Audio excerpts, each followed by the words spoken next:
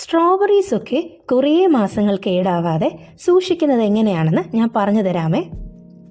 Fresh strawberry വെള്ളമൊഴിച്ച് കഴുകി അത് ഉപ്പിട്ട് ഒരു 20 മിനിറ്റ് മാറ്റി വെക്കണം.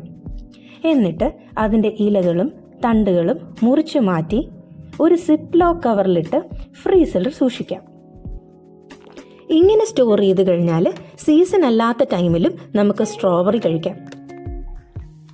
ഏകദേശം 6 മാസത്തോളം നമുക്ക് കേടുവരാതെ ഇതിങ്ങനെ ഫ്രീസ് ചെയ്യാം കേട്ടോ. അപ്പം ഞാൻ ഈ ഫ്രോസൺ സ്ട്രോബെറി വെച്ചിട്ട് ഒരു ബനാന സ്ട്രോബെറി സ്മൂത്തി ഉണ്ടാക്കിയിട്ടുണ്ട്. ഇത് ഗാർണിഷ് ചെയ്യാനായിട്ട് അല്പം നട്ട്സും അതുപോലെ ഞങ്ങളുടെ അടുത്തുള്ളൊരു ഷോപ്പിൽ നിന്ന് വാങ്ങിയ ഒരു ഇൻഹൗസ് ഷുഗർ ഫ്രീ ഡേറ്റ് സിറപ്പും ഞാൻ ആഡ് ചെയ്യുന്നുണ്ട്.